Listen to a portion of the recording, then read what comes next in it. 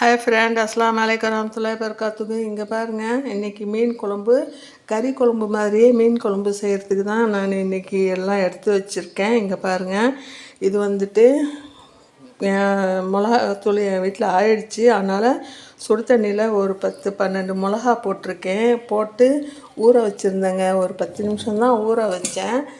அதே நல்லா ஊறிடுச்சு. இங்கே பாருங்கள், இந்த தண்ணியையே ஊற்றிக்கிங்க. மிளகாவை முன்ன கழுவிட்டு ஊற வைங்க, சரிங்களா?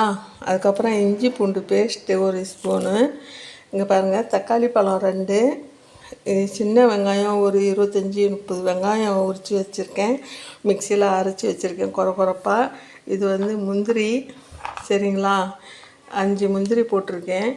இது வந்து லாங் வீடியோவாக தாங்க போட முடியும். இங்கே பாருங்கள், 5 முந்திரி போட்டுக்குங்க மிளகா கூடவே. நான் இவ்வளோ காரமும் போட மாட்டேன், நான் கொஞ்சோண்டு எடுத்துருவேன் மீன் வறுக்கிறதுக்கு, சரிங்களா?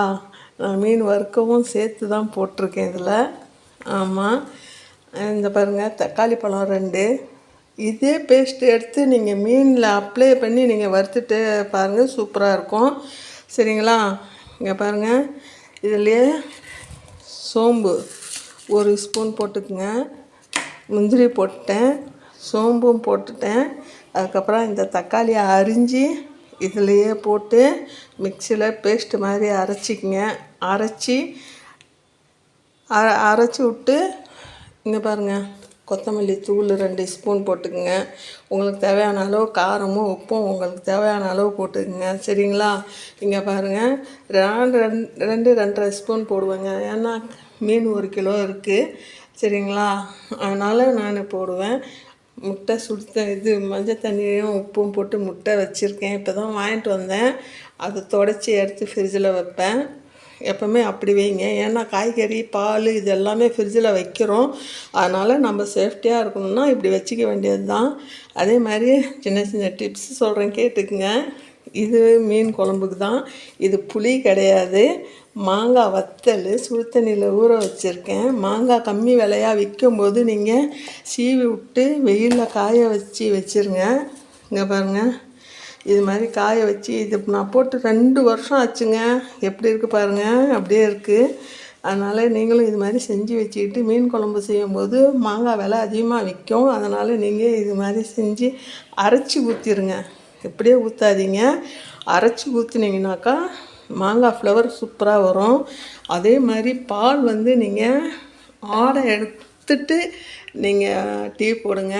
பாலை முன்ன காய்ச்சி ஃப்ரிட்ஜில் வச்சுருங்க. ஓப்பனில் வைங்க.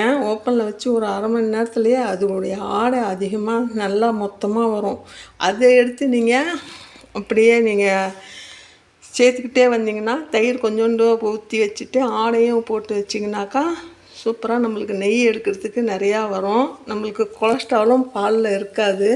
அதனால தான் நான் காய்ச்சி உங்கள்கிட்ட காமிக்கிறதுக்காக தான். இதை பாருங்கள், இது மெலிசாக தான் இருக்குது ஆடை. இதை எடுத்து இப்போ ஃப்ரிட்ஜில் வச்சுருவேன். வச்சு நெய் உருக்கிறதுக்காக நீங்களும் இது மாதிரி செஞ்சு பாருங்கள், சரிங்களா? அதே மாதிரி கரம் மசாலா போட்டுக்கணுங்க. ஏன்னா இது வந்து கறி குழம்பு மாதிரி தான் வைக்க போகிறேன். அதனால் கரம் மசாலா கொஞ்சோண்டு சேர்த்துக்குங்க. முன்ன வந்து எண்ணெய் ஆயில் விட்டு அதுக்கப்புறம் நீங்கள் வெங்காயம் போடுங்க. வெங்காயம் போட்டு அதுக்கப்புறம் நீங்கள் இஞ்சி பூண்டு பேஸ்ட்டு இது போடுங்க. அதுக்கப்புறம் இது அரைச்சதை போட்டுருங்க. தக்காளி இதெல்லாம் அரைச்சி வச்சுருக்குறீங்களா, அது போட்டுருங்க. போட்டு அதுக்கப்புறம் கொத்தமல்லி தூள், இந்த மாங்காய் பேஸ்ட்டு இதெல்லாம் கரைச்சி அதிலே போட்டு நல்லா வதக்கி விட்டு அதுக்கப்புறம் நீங்கள் செய்யுங்க. சூப்பராக இருக்கும். இது மாதிரி நீங்களும் செஞ்சு பாருங்கள், சரிங்களா? ஏன்னா நான் வந்து ஷார்ட் வீடியோவாக போட முடியல, அதனால தான் நான் லாங் வீடியோவாக போட்டேன், சரிங்களா? சுலைமான் யூடியூப் சேனல் சப்ஸ்கிரைப் பண்ணுங்கள், பெல் பட்டன் கிளிக் பண்ணுங்கள், ஷேர் பண்ணுங்கள், துவா செய்யுங்க. அஸ்ஸலாமு அலைக்கும் வரஹ்மத்துல்லாஹி வபரகாத்துஹு. எல்லா புகழும் இறைவனுக்கு, அல்லாஹ் போதுமானவன்.